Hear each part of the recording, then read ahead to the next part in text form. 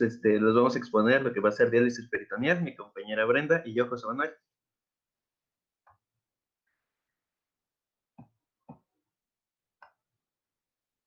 Bueno, vamos a empezar con la definición. Vamos a empezar definiendo qué es diálisis, que va a ser el proceso de difusión selectiva a través de una membrana semipermeable que se utiliza para separar solutos de bajo peso molecular, capaces de difundirse a través de la membrana de macromoléculas coloidales presentes en una solución. Y la diálisis peritoneal va a ser aquel proceso de diálisis que se realiza utilizando el peritoneo visceral como membrana de intercambio. Bueno, los principios de la diálisis peritoneal, ¿qué van a ser? Bueno, vamos a tener que el peritoneo va a ser nuestro principal órgano excretor, ya gracias a sus características, de las cuales las principales van a ser que tiene un flujo sanguíneo muy grande, que va a ser de 90 a 120 mililitros por minuto, y una superficie igual extensa, que va a ser, bueno, va a depender de las características del sujeto del paciente, pero que en general va desde 1 metro a unos 72 metros cuadrados. Y vamos a tener tres principales características por las cuales se va a llevar a cabo este proceso de diálisis, que va a ser la difusión, la convección y la ultrafiltración. Que la difusión va a ser el principal mecanismo por el cual se va a llevar este intercambio. Como vemos aquí en la imagen, vamos a tener la solución, la cual se va a introducir a la cavidad peritoneal y por medio de los capilares y de la membrana que va a ser nuestro peritoneo visceral, se va a igualar o se va a excretar todas las toxinas que se tengan en la sangre para posteriormente drenarse.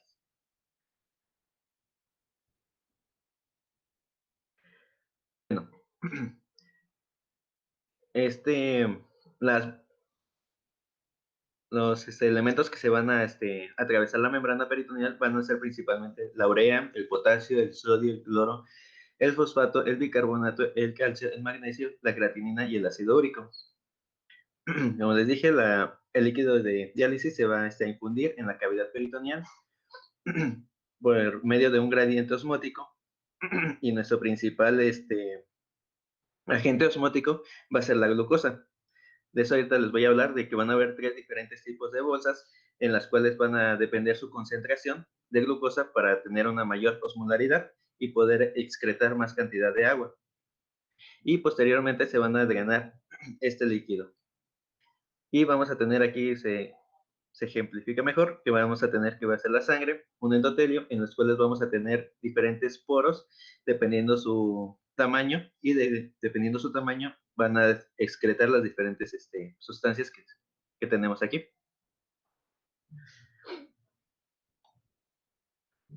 Bueno, los pasos en lo que en lo que consiste la diálisis va a ser una infusión, que va a ser el llenado en que se introduce el dializante a la cavidad peritoneal. Va a haber una permanencia que va a ser el tiempo en el que el dializante permanezca en el cuerpo y un posterior drenado, que se va a retirar este líquido por la gravedad. Como vemos aquí, va a ser nuestro líquido dializante, que va a estar en una bolsa, se va a conectar al catéter, va a ser una YEM, se va a pinzar lo que va a ser la bolsa hacia donde se va a drenar, para que nada más el líquido pase hacia la cavidad peritoneal, y posteriormente pueden ser desde 40, 2 horas hasta 4 horas, dependiendo la saturación de nuestro líquido dializante para poder excretar todo ese líquido o sacar ese líquido. Bueno, entre las indicaciones que mencionaba la guía de práctica clínica para el uso de la diálisis peritoneal es la presencia de un síndrome urémico grave, la sobrecarga de volumen que no va a responder al tratamiento con diuréticos, la presencia de hipercalemia que de igual forma no responde al tratamiento, acidosis metabólica grave, episodios de sangrado masivo y de difícil control en relación con la uremia, la presencia de pericarditis urémica o taponamiento cardíaco y en la enfermedad renal crónica en la etapa en la clasificación o en la etapa número 5, de no ser que exista una contraindicación, como ya vamos a ver más adelante, que podría ser una alteración en la membrana peritoneal. Y bueno, también se mencionaba en esta guía que existe cierta ventaja en cuanto a porcentajes, en cuanto a la diálisis peritoneal, a diferencia de la hemodiálisis, en cuanto a que esta diálisis peritoneal tiene una mejor preservación de la función renal residual. Y otras indicaciones que encontré podría ser en aquellos pacientes que tienden a la hipercoagulabilidad y pues les es por lo mismo tienden a formar coágulos y les va a ser difícil el mantener un acceso vascular, como es en el caso de la hemodiálisis. Otras indicaciones y obviamente esta opción del tratamiento va a depender de los factores tanto económicos como a consideración del paciente. Por ejemplo, en aquellos pacientes que requieran, se mencionaba una mayor autonomía, es decir, ellos que por su trabajo tengan una vida más activa y sus horarios les sean irregulares o les sean variables, pues la diálisis peritoneal les va a ser mucho más conveniente. La siguiente, por favor. Bueno, vamos a continuar con las contraindicaciones que vamos a tener que, de referencia del paciente, a pacientes que no desean ser tratados con la diálisis peritoneal y pacientes que no desean realizar el tratamiento en medio domiciliario. También una imposibilidad para el tratamiento domiciliario, que sean enfermedades psiquiátricas graves, incapacidad para la autodiálisis, sumada a la falta de soporte familiar, no idoneidad de tratamiento en el medio domiciliario, que sean toxicómanos o sean muy indisciplinados. Y la falta del apoyo familiar. La enfermedad abdominal peritoneal, que sea una resección intestinal extensa, una compartimentación peritoneal extensa, hernias no tratables o de difícil solución y ostomías. También vamos a tener enfermedades abdominoperitoneales, que sean infecciones crónicas de la pared abdominal, otras enfermedades graves como extrofia vesical, cuerpos extraños intraperitoneales, que sean prótesis vasculares recientes, enfermedad intestinal isquémica o inflamatoria, una diverticulitis, de previsibles efectos indeseables de la diálisis peritoneal, como gastroparesis diabética grave, enfermedades de la columna vertebral, enfermedades pulmonares restrictivas, obesidad mórbida, hiperlipidemia grave y malnutrición. Y un alto riesgo de inadecuación en la diálisis peritoneal en pacientes muy corpulentos, sin función renal residual y pacientes muy indisciplinados en la dieta y en el mismo tratamiento. Bueno, entre una de las ventajas que se mencionaba es la mayor estabilidad hemodinámica, porque se menciona que a diferencia de la hemodiálisis, la diálisis peritoneal va a permitir un mejor control de la volemia, porque se realiza de forma más continua y diaria, y esto evita la sobrecarga del volumen, por ello la estabilidad. También aunado a ello, pues el mejor control de la anemia, mayor tiempo de preservación de la función renal residual, ya les había comentado, una mayor independencia y movilidad para el paciente, pues obviamente no requiere un acceso vascular y no requiere el uso de anticoagulantes, a diferencia de la hemodiálisis. Entre las desventajas se encuentra el control glucémico, debido a que, como ya lo mencionó Manuel, va a haber un aporte extra de glucosa en los líquidos que se le van a administrar al paciente. Otra desventaja se mencionaba en cuanto a los problemas sociales por la distorsión de la imagen corporal debido a la presencia del catéter. Otra desventaja más es el caso de las infecciones. La principal de ellas es la peritonitis, en donde pues lo que se va a aconsejar al paciente pues es extremar la higiene de esta. Y más adelante también las vamos a comentar, todas aquellas alteraciones que se deban a un aumento de la presión intraabdominal van a traer como consecuencia la fuga ya sea de líquidos, que se den atrapamientos y con ella pues la obstrucción del catéter, y también puede ser que pues se caiga, ¿no? Eh, También en un artículo se mencionaba que esta membrana peritoneal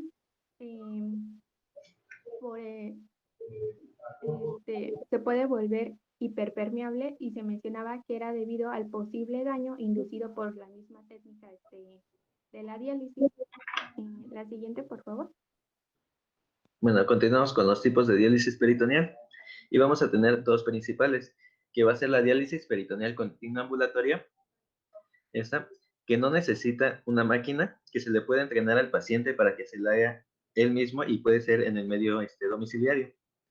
También vamos a tener la diálisis peritoneal automática, que el intercambio se hace automático por una máquina. Eso puede ser durante el día o durante la noche, en el cual nada más el paciente se tiene que conectar a las bolsas de diálisis y a la máquina. Este es un ejemplo de una maquinita donde el paciente pues igual está durmiendo y él ya no tiene que hacer nada.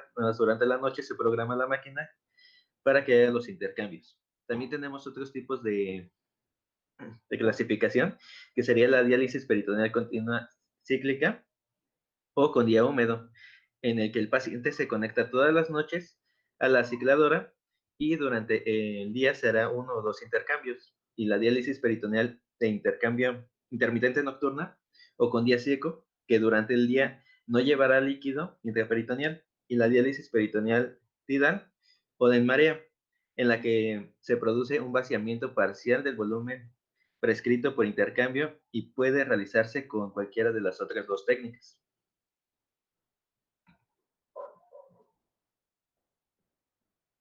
Bueno, vamos a ver que los catéteres que se emplean aquí los podemos clasificar en cuanto a su diseño, ya sea rectos o de forma enroscada. Ahí está un ejemplo en la imagen. En cuanto al material, que pueden ser de silicona o de poliuretano, o también en cuanto al número de manguitos, que pueden tener uno o dos manguitos. Bueno, el catéter más utilizado se menciona que es el catéter de Tenkov, recto, y bueno, generalmente estos catéteres se dividen en tres porciones. La primera porción, que es la porción intraperitoneal. Esta porción, si observan la imagen de arriba, bueno, la porción intraperitoneal es la que cuenta con perforaciones y estas perforaciones pues van a facilitar el paso tanto del líquido del exterior hacia la cavidad peritoneal y viceversa. La siguiente porción es la porción intraparietal y esta puede contar con uno o dos manguitos o también llamados cup de Dacron. Y estos no solamente van a favorecer que el catéter se fije a la pared abdominal, sino que también van a permitir que ésta se cicatrice. Y la última porción, que es la porción externa, es la que se observa a partir del orificio de salida y donde se va a conectar posteriormente. ¿Qué más?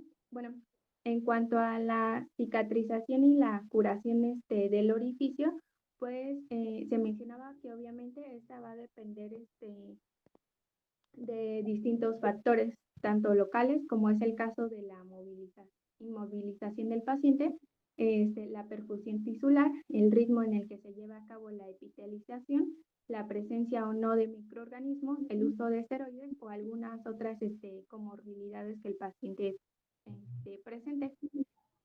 Bueno, y yo leí que se aconsejaba que en la primera y segunda semana pues se llevara a cabo una inmovilización y que durante este periodo era o se aconsejaba que se llevaran a cabo curaciones en la zona del catéter alrededor del orificio con el uso de antisépticos y que se empleara un apósito de plástico como es el Tegaderm para que se evitara la humedad del orificio. Y bueno, posterior a estas semanas, únicamente el cuidado que queda en el paciente es evitar emplear agentes físicos irritantes en la zona, evitar igual lo más posible, evitar que se favorezca la humedad en la zona igual y lavar siempre con agua y jabón diariamente y mantener el catéter pues cerrado. Y en cuanto a la técnica, se mencionaba que pues obviamente debe de ser realizada por un especialista, ya sea un nefrólogo o un cirujano. Y en el caso de los nefrólogos encontré la técnica percutánea ciegas, Y el cirujano también puede optar por la técnica, una técnica quirúrgica, ya sea abierta o a través de una laparoscopía. Y la incisión suele realizarse, bueno, en unas bibliografías mencionaban que 5 centímetros por arriba de la línea supraumbilical o debajo, o 5 centímetros debajo de o también se mencionaban en el punto de Mallory, ya sea derecha o izquierda. La siguiente, por favor. La siguiente. Ajá. Bueno, vamos a continuar con los líquidos dializantes o de diálisis, que son las soluciones para diálisis peritoneal que contienen un agente osmótico para asegurar la ultrafiltración. Como ya les había mencionado, el agente osmótico universal que tenemos y el más común va a ser la glucosa. Y también vamos a tener otros componentes, que va a ser el sodio, el calcio, el magnesio y el cloro. Y vamos a tener también un buffer, que sea de acetato, lactato o lactato bicarbonato, para evitar las acidosis metabólicas. Entonces, que les tenemos tres tipos de bolsas que van a depender, se van a clasificar por colores y dependiendo de su color o su concentración, su color, que podemos tener de 1.5 que van a ser las amarillas, de 2.5 que van a ser las verdes y de 4.5 que van a ser las rojas. Y de eso va a depender su osmolaridad. Vamos a tener que el de 1.5 va a ser de 345 miliosmoles, el de 2.5 de 395 y el de 4.25 va a ser de 484.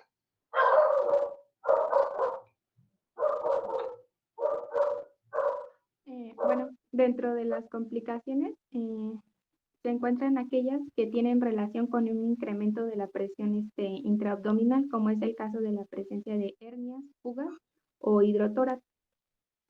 Otras complicaciones que se pueden presentar cuando se lleve a cabo la técnica son la presencia de hemoperitoneo, neumoperitoneo o hiloperitoneo. O la complicación infecciosa pues más frecuente es la peritonitis. Y pues obviamente esta se va a evitar con el uso de mascarilla, el lavado de manos, el uso de desinfectantes y evitar y mantener pues en lo mayor posible el circuito cerrado. El principal signo de esta complicación pues es la presencia de un líquido turbio y aunado pues también al dolor abdominal, la presencia del rebote debido al dolor, fiebre, malestar general, incluso hasta náuseas, vómitos o diarrea. Y pues para su, previo a al tratamiento, pues se menciona que es importante llevar a cabo el cultivo microbiológico con antibiograma. Y también otras complicaciones referentes a los líquidos, como es la hiperhidratación debido a una ultrafiltración baja o deshidratación o distintas alteraciones en cuanto a los electrolitos. Y las complicaciones metabólicas, pues se mencionaba la presencia de glucemia, hiperlipidemias y la desnutrición. La siguiente, por favor. Sí, eso es todo.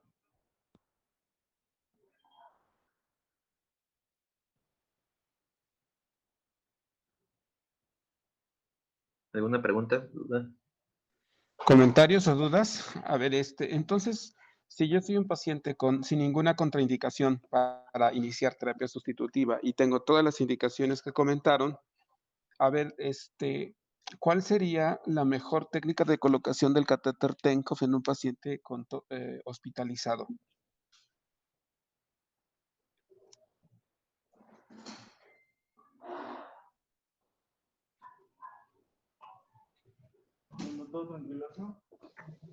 Bueno, acá no han venido. Allá arriba no llegaron inters. Ah, sale, doctor. Pero yo no tengo llaves tampoco de ahí. Hay que ver quién tiene llaves.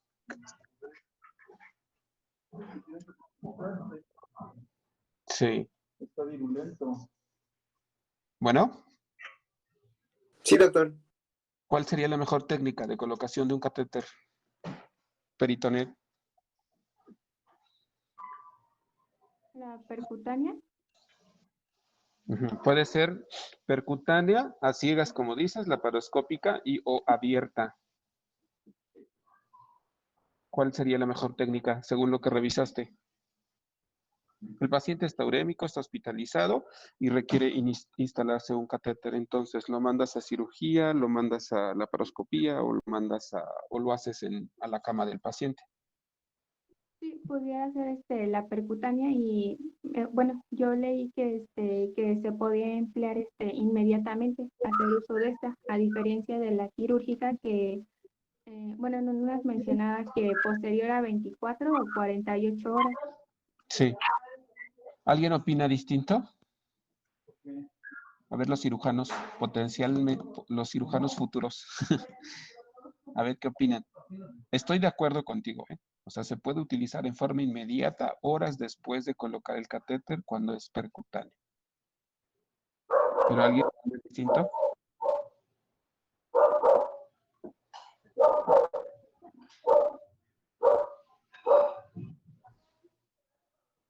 Es que la finalidad es iniciar la terapia rápido. Estás en un hospital donde no hay otra terapia más que esa. Entonces, si es percutáneo a ciegas, si no tienes ninguna complicación, estás colocando el catéter a las 8 de la mañana, a las 10 de la mañana ya se está dializando el paciente con bajos volúmenes, obviamente, por el riesgo de que aumentando la presión intraabdominal pudiera hacerse una fuga, ¿no?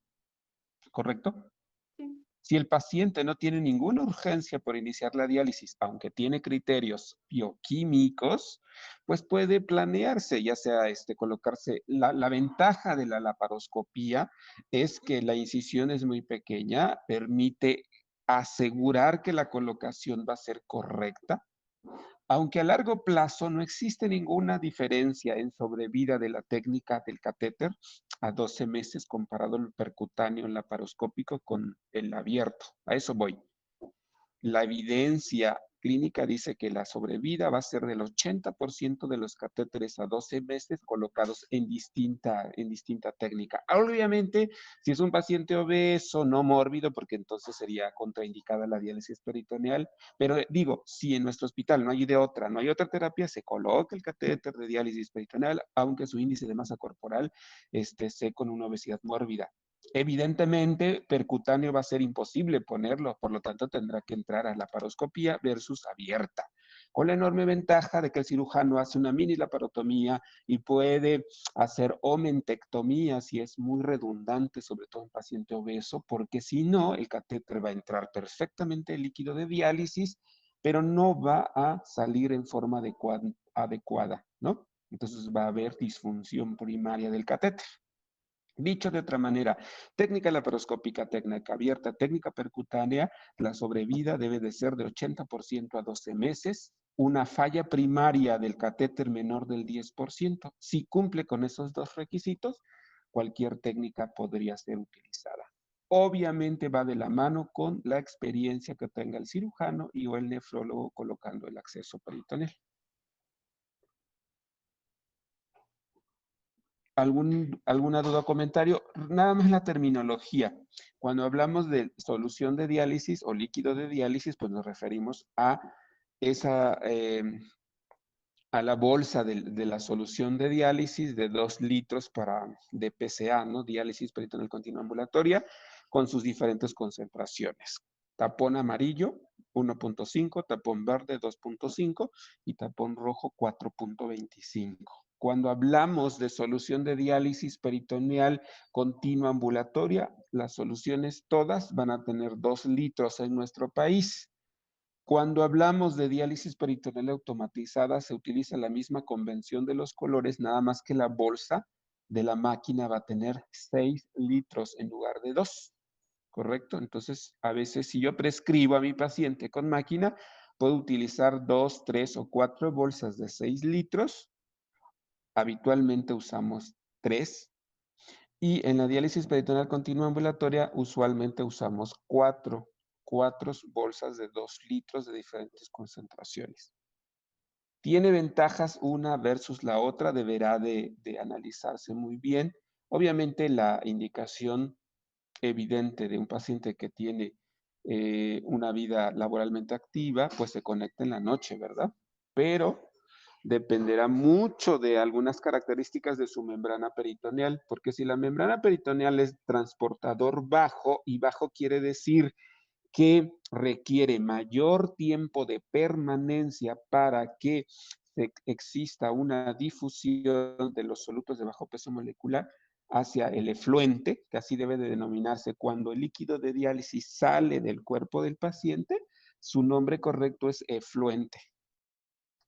Si nosotros a ese paciente que tarda en la difusión por el tipo de membrana peritoneal que tiene, lo conectamos a una máquina donde los tiempos de permanencia son cortos, y cortos me refiero a menos de hora y media, obviamente ese paciente va a aclarar o depurar los solutos muy lentamente, por lo tanto es una técnica completamente inadecuada para el paciente con transportador bajo. La máquina bien prescrita va a ser el candidato ideal, va a ser el paciente que tiene un peritoneo que rápidamente difunde los solutos a través de su membrana peritoneal, y los tiempos de permanencia para el aclaramiento van a ser cortos, de tal forma que el mejor candidato para diálisis peritoneal automatizada va a ser el transportador rápido.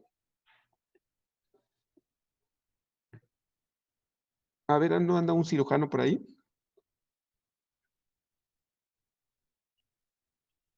Bueno. Creo que no, doctor. Bueno, no sé si tengan dudas. Es un tema muy amplio, obviamente. Nosotros quiero que se quede muy claro las indicaciones y contraindicaciones de la diálisis peritoneal. Por ejemplo, a ver, Brenda, si un paciente tiene una válvula de derivación ventrículo peritoneal por cualquier situación, enfermedad, patología del sistema nervioso central que requirió la colocación de la válvula, y tiene enfermedad renal crónica, diabético, hipertenso, y ya está en etapa 5, tiene los síntomas, tiene hipercalemia, etcétera, etcétera, y tú le colocarías, es una indicación, una contraindicación relativa absoluta, la colocación de un catéter de Tenkov para el tratamiento de la enfermedad renal crónica en un paciente con una válvula de derivación ventrículo peritoneal.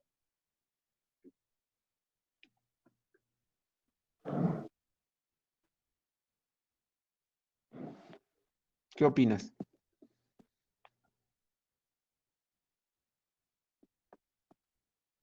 Bueno, yo creo que no optaría por colocarlo.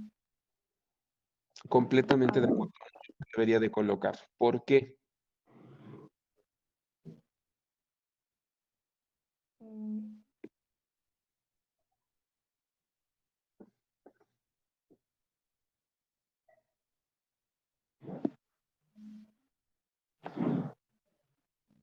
No sabría qué contestarle, doctor. ¿Te recuerdas que la válvula de derivación ventrículo peritoneal tiene pues ahora sí que una extensión que baja a través del cuello, tórax, y va a descender hasta el peritoneo, ¿no? Para que se reabsorba el exceso de líquido cefalorraquídeo. Y ahí mismo va a ir la punta de tu catéter de Tenkov, que ya nos explicó perfectamente la compañera que expuso. ¿Cómo se llama? Perdón, no Brenda. menciono. Brenda. Y entonces, una de las complicaciones más frecuentes de la diálisis peritoneal es una peritonitis por cada 18 hasta 30 meses de tratamiento. Entonces, la peritonitis, ¿qué va a pasar? Se coloniza el catéter de derivación ventrículo peritoneal y puede generar una neuroinfección. Raro, poco frecuente, pero se puede dar. Entonces, es una contraindicación relativa el que no puedas usar esa técnica en ese tipo de pacientes. A lo que voy es que si tú tienes control del paciente, como decíamos, cuando la etapa de la enfermedad renal crónica está a menos de 30 mililitros minuto de tasa de filtrado, tú tienes que averiguar todos los antecedentes de ese paciente, como decían algunos que no tomamos en cuenta como factores socioeconómicos, quién lo apoya, con quién vive, qué tal si este paciente tiene alguna incapacidad desde falta de un ortejo, de una mano que no pueda manipular las líneas, tenga artritis reumatoide o alguna situación que no le permita manipular las líneas, se va a contaminar. Si la agudeza visual es un diabético, tiene retinopatía diabética y no tiene un entorno familiar que le permita el apoyo de la técnica, el paciente no puede entrar al programa porque va a ser muy fácil que se contamine y genere peritonitis, y la peritonitis pierde la cavidad, en fin, sería catastrófico para ese paciente. Quiero decir entonces que desde esa etapa de la enfermedad renal crónica empiezas a planificar, revisas el abdomen del paciente, descartas que tenga múltiples heridas quirúrgicas, porque si ya tiene apendicectomía en la infancia, digo, en la adolescencia, alguna etapa de la vida la tuvo peritonitis localizada, tuvo Penrose, pues ese abdomen no va a ser útil para una diálisis peritoneal de entrada, ¿verdad? O si tuvo una colecistectomía, apendicectomía, cesáreas, etcétera, más de 2, 3 cirugías, va a haber, como decían allí, compartimentalización de la cavidad peritoneal, por lo tanto no va a servir para la difusión, para el propósito de la diálisis peritoneal. Recuerden ustedes que más o menos nuestra superficie corporal calculada va a ser la superficie del peritoneo. Y si tengo 3 cirugías ya previas por etc., ya voy a tener fibrosis probablemente y entonces mi cavidad peritoneal va a no ser adecuada para la ADP. Y desde los 30 mililitros minuto yo ya estoy planeando qué va a pasar con ese paciente, ¿correcto? Si tengo una enfermedad inflamatoria intestinal, la que ustedes gusten y manden, desde una enfermedad de Crohn, alguna otra enfermedad inflamatoria intestinal, tampoco es conveniente, o sea, está contraindicada el inicio de DP, porque eso aumenta la translocación bacteriana y con el líquido de diálisis peritoneal, pues favorece la peritonitis, entonces va a ser un paciente con peritonitis recurrentes y prácticamente va a terminar fibrosando el peritoneo y va a ser inadecuada para una diálisis peritoneal a largo plazo. Por lo tanto, esos pacientes tampoco serían candidatos a diálisis peritoneal. Entonces, es bien importante planear. Aquel paciente con 30 mililitros minuto, después, no es que ya iniciemos la diálisis peritoneal, pero ya podemos ir confeccionando qué tratamientos va a requerir ese paciente si es que no tiene un candidato, bueno, un potencial donante de riñón para trasplantarlo, ¿verdad?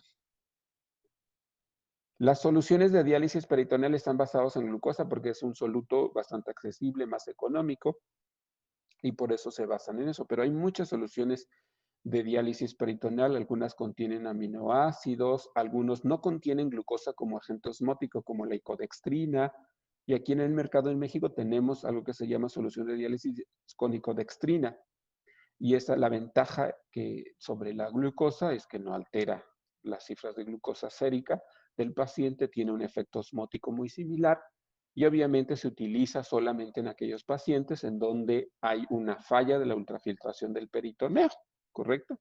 Basta decir aquí de la definición que dieron que es un proceso que requiere un agente osmótico para generar, pues obviamente, los dos ventajas de la diálisis, ¿no? Que son ultrafiltrar por un lado y el otro eliminar las toxinas de bajo peso molecular. Esas son las únicas dos funciones que hace la diálisis peritoneal y con eso mejora la sobrevida del paciente dependiendo de sus características y su mortalidad cardiovascular, su riesgo cardiovascular, pues lo mantiene vivo, ¿no? De lo contrario, el paciente fallece sin una terapia sustitutiva. Recordar aquí que la única barrera para la difusión de los solutos o las toxinas urémicas en la membrana peritoneal es el endotelio de los capilares peritoneales. Hay diferentes capas, pero ninguna ofrece, vamos a decir, resistencia a la difusión. La única que lo ofrece va a ser el endotelio del capilar peritoneal. Ya nos dijeron que las limitantes para la difusión de los solutos en el endotelio de los capilares peritoneales va a ser la velocidad de flujo sanguíneo, que es baja. La enorme ventaja va a ser que el líquido de diálisis permanece por largos periodos y eso facilita la ultrafiltración y facilita la difusión de las toxinas de bajo peso molecular, a diferencia de la hemodiálisis que utilizas un flujo de sangre de 300 mililitros, pero la desventaja es el tiempo, que nada más das 3 o 4 horas de tratamiento, 2 o 3 veces a la semana, a diferencia de las enormes ventajas que ofrece la diálisis peritoneal, que va a ser continua 24 horas, 365 días del año. Por lo tanto, el paciente tiene mayor libertad, por decirlo así, en la ingesta de alimentos y de líquido. Y lo puede hacer en su domicilio, y tiene ventajas de que no depende tanto de una institución hospitalaria, máximo ahorita en épocas de pandemia. Entonces tiene muchísimas ventajas, pocas desventajas respecto al otro tratamiento que es la hemodiálisis. Recordar que en términos generales, nuestro país, de toda esa terrible epidemiología que nos dieron, al principio nos decían que el 2% de la población requería terapia sustitutiva y que había alrededor de 120,000 enfermos, teóricamente, en México, y de ese un porcentaje muy pequeñito en terapia sustitutiva, de esa enorme cantidad de pacientes. El 80% en términos globales van a estar en diálisis peritoneal y solo el 20% en HD. Diametralmente opuesto a lo que sucede en los países de primer mundo e incluso algunos países de nuestro continente donde predomina la hemodiálisis versus la diálisis peritoneal. Entonces, familiarizarnos con esta terapia porque finalmente los que se van a dedicar a la medicina interna, siempre los pisos de medicina interna van a ver pacientes renales y pacientes con diálisis peritoneal. Familiarizarnos también porque cuando yo hago un balance de líquidos para aquellos de las áreas quirúrgicas, debo de tomar en cuenta el volumen del efluente y es obviamente un balance que debe de incluirse como egreso, es decir, un balance negativo. Y si me queda positivo, pues obviamente, quiero decir, en tu balance global de líquidos, de los drenajes, de los catéteres, de la uresis, si es que todavía tiene el paciente renal, vamos a incluir el efluente, el volumen del efluente de 24 horas para que el balance incluya ingresos y egresos totales. Entonces, pacientes en diálisis, el efluente se toma como negativo. En los hospitales en donde no tenemos acceso a la hemodiálisis, todos los pacientes tendrían que ir a diálisis peritoneal. Sin embargo, si la única contraindicación absoluta real en esas circunstancias va a ser que la cavidad peritoneal esté compartimentalizada o tenga fibrosis peritoneal y no se pueda colocar un catéter de diálisis. Ahí sería como el único obstáculo. ¿Por qué? Porque es un medio hospitalario donde no cuenta con otra estrategia de tratamiento y todos tendrían que entrar a DP.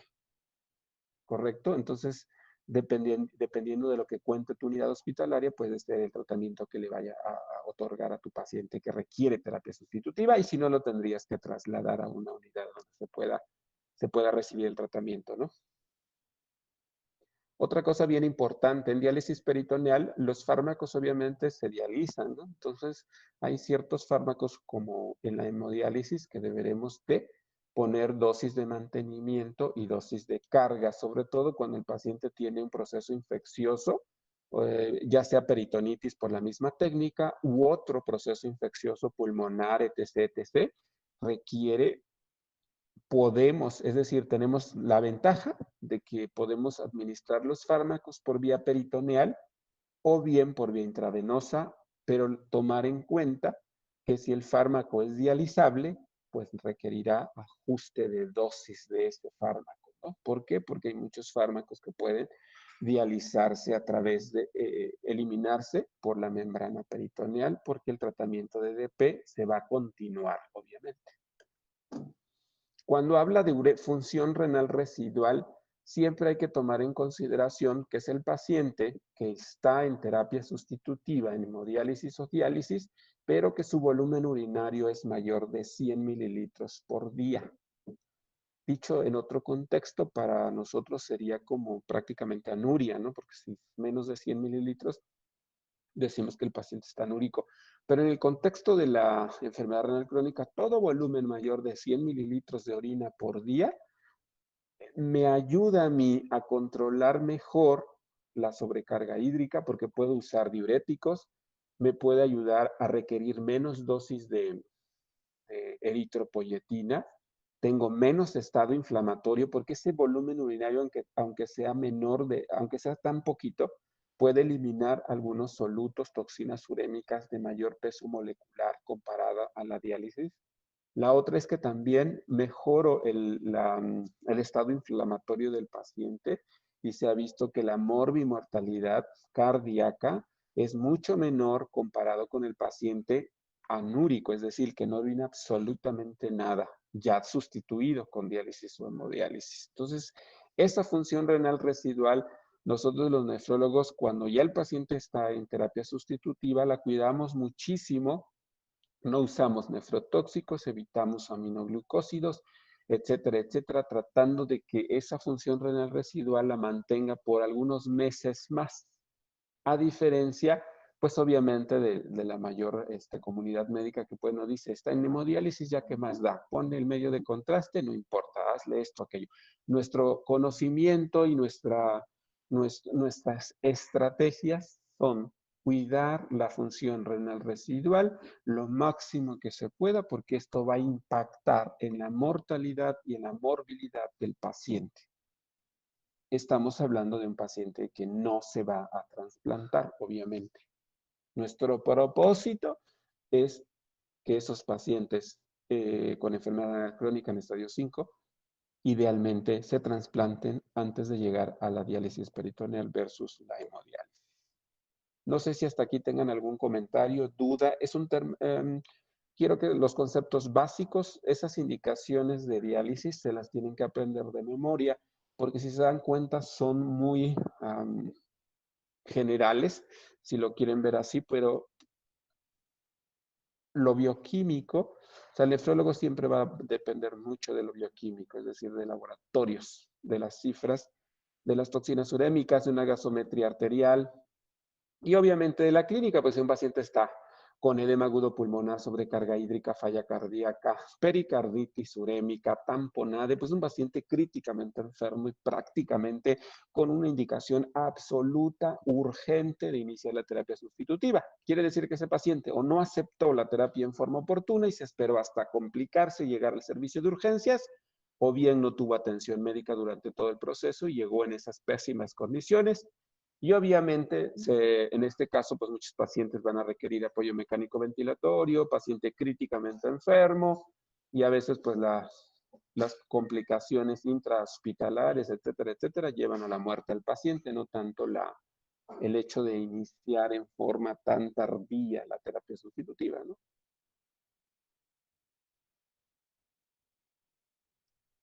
¿Dudas, comentarios? Ya nos pasamos de tiempo. Yo no sé si tienen otra clase seguramente, ¿verdad?